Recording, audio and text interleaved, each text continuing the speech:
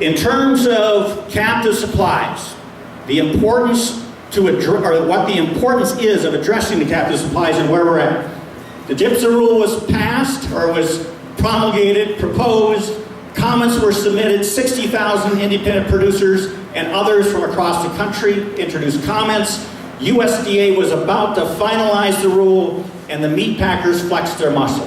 They went to Congress and they encouraged the House of Representatives to pressure the U.S. Department of Agriculture to prevent the rule from ever being finalized. They accomplished this by going through the appropriations process. They added a rider in the 2012 appropriations that prohibited USDA from expending any funds to further finalize the GIPSA rule. Now, very recently, the 2013 appropriations has the same language to extend the ban on USDA finalizing the rule for yet another year. And now, as Will said in his report this morning, you have the U.S. House of Representatives including an amendment in the 2012 Farm Bill that will permanently prevent USDA from finalizing the rule. So, we have had no success in addressing captive supplies in the not quite 4 years that this administration has been in office. Department of Justice hasn't taken any action. They went out and gave us lip service.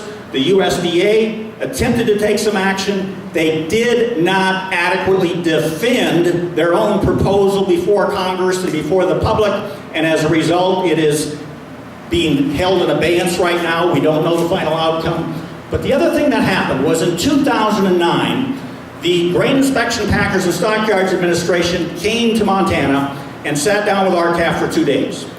They wanted to investigate captive supplies. They wanted to do a national investigation and issue a report that Congress and USDA could then use as a basis for providing some meaningful constraints against the packers' ongoing ability to shrink the cash market and increase their captive supply levels. That investigation started in early 2009. That investigation was completed in late 2011, in about November, December timeframe. It was conducted by the attorneys and economists out of the Denver GIPSA office. That report has been circulating within GIPSA for several months. It is supposedly going through a clearance process. We believe it's being unduly delayed. We believe the powers to be, the meat packers and the NCBA, and those who are supportive of the packers' capture of the live cattle supply chain, we believe that they are influencing the ability of GIPSA to issue that report. We need the report.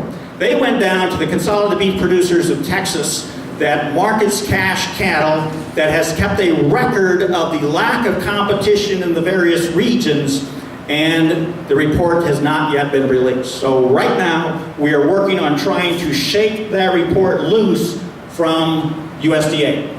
So in the areas of animal ID, mixed results, very disappointing results. First they stopped NACE, then they came right back at us with a first step to a full-blown NACE.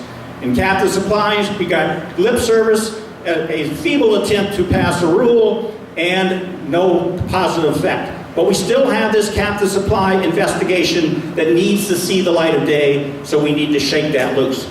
In the area of the first thing we asked of him, reverse the over 30-month rule. The effect of that was nothing for nearly 4 years. We waited for nearly 4 years. The USDA was subject to an injunction that we won against the rule. They were required to provide quarterly reports to the federal district court to explain their progress. They did this for 3.5, almost 4 years. And then in March of 2016, they issued a rule that merely said, we affirm our original decision, and now we're going to change our BSE policies. We are now going to open the United States border to beef and cattle from countries that have had literally thousands of cases of BSE and nearly 200 cases of the human form of the disease, VCJD, and these countries, despite the fact that they have implemented for over 20 years the very mitigation measures that USDA asserts will virtually eliminate the possibility of any BSE spread, despite these mitigation measures being in place in these countries for 20 years. They continue to detect BSE, and they continue to detect the human form of VCJD. Why in the world would this administration be attempting to further relax the border when cattle producers were asking them to reverse the relaxations they've already taken? They're ignoring us, is the answer. They are ignoring us on those counts. So, what do? We need to prioritize. It was said there aren't many of us, but the quality is high and the fight is strong. And we've certainly made a difference. We have successes that we can name. Country of origin labeling. For the first time in history, we blocked a mega merger between the major meat packers. We blocked JBS from purchasing national beef. We did stop animal ID, at least momentarily. We've got an investigation going on the cattle futures market with our allegations that the largest of meat packers were manipulating the futures market in order to further relax the cash market. So we do have some successes. But if we look at the issues of great importance to the industry, competition, the BSE issue, the relaxation of restrictions for foot and mouth disease, the abuse of the checkoff program, the infringements and attacks on our property rights. If we look at all of these issues and more, we have to decide which among them can we not afford to address immediately. Which among all these important issues must we put our entire focus on, because more than any other issue, this one has the effect of thinning our industry, of accelerating the ongoing contraction of the U.S. cattle industry. And folks, what that is, it's the competition. If our industry cannot rely on a robust, competitive market to discover the price in our industry and to actually receive that competitive price from the marketplace, our industry will go the way of the hog and poultry industries. We are looking over the cliff right now. That's the issue we have to focus on. So how do we accomplish it? How in the world do we get Congress, who is ignoring us and listening to the meat packers, and a USDA that is dismissing our concerns and following the dictates of the meat packers, how do we get them to begin even to follow and to respond to us? Well, one of the recommendations earlier was we've got to expand our numbers. There are not enough producers, let's reach out to consumers. Well, we did that. We did that in country of origin labeling. We did that in our attempts to protect us from mad cow disease. We had the largest consumer groups, Consumer Federation of America, this Center for Food Safety, Food and Water Watch. They are actually plaintiffs with us in the BSE case. So we reached out to the consumer groups, but it certainly hasn't had a positive effect on our ability to accomplish our objectives. And as everyone has heard many times over, the definition of insanity is to continue to do the same things over and over and expect different results. We need to do something different. So what might that be? Well, we've already talked to consumer groups, but what other entity out there, what other extremely important economic entity is out here in rural America that is suffering the same fate that we are? Contraction through offshoring, limited profitability, profits or income below cost of production. Folks, it's our small business manufacturing firms scattered all across the United States, tool and die manufacturers, steel manufacturers. And so several years ago, we founded and formed a new group consisting of agriculture, independent manufacturers, and workers. And that group is called the Coalition for a Prosperous America. And we decided if ranchers would begin to sit down with manufacturers, these are the drivers of the economy in rural America. We already have the support of consumers. We will greatly enhance our ability to affect changes in Washington, D.C. So that's our focus right now. We're trying to educate the manufacturers, and there are chapters of this new group called the Coalition for Prosperous America in Colorado, and ranching businesses need to be at the table with the manufacturers to solve the problems in your community. And when you're at the table, tell them about country of origin labeling because they don't have a clue. Tell them about the adverse impacts of lack of competition because they don't have a clue. But they want to know. And folks, they are very interested in food safety. And here's how we found that out.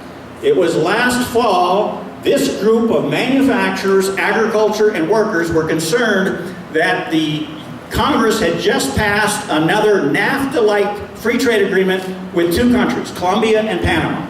And they were pursuing this third agreement with many Southeastern Asian countries.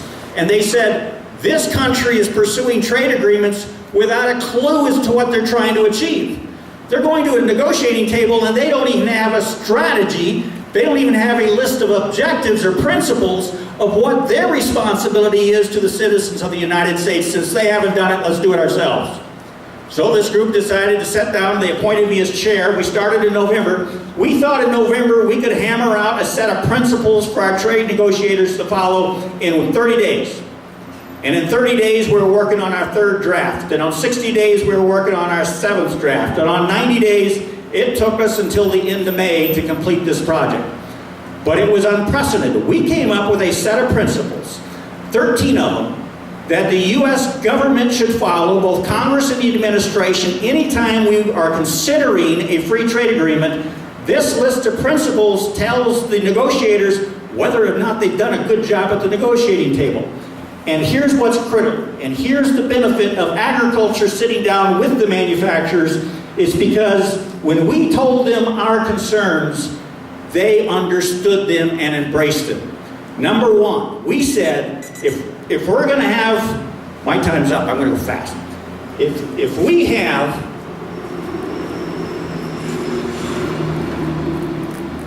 I should just stop right here. Let me say this real quick. I apologize for running just a little bit late. But among the principles embraced by workers, by manufacturers and agriculture, number one, food safety. They agreed we should not allow imports that do not meet our current standards. We should not continue to ratchet down our standards. Number two, they agreed all imported product must be marked with a country of origin label. Number three, and very important, we must have a national trade strategy. We must have a strategy that recognizes not only the costs and benefits of trade to a product, such as beef, we need to understand the impact on the entire supply chain, from the seed stock producer to the cow-calf producer, backgrounder, stocker, and feeder. What impact will these trade agreements have on that segment? And if we do not focus on maximizing the supply chain for all of our manufacturing and production industries, we will continue to see a hollowing out of rural America. So with that, thank you very much. Appreciate the opportunity to be here today. And I don't know if there's time for questions and answers later. I do need to head to the airport soon, but thank you.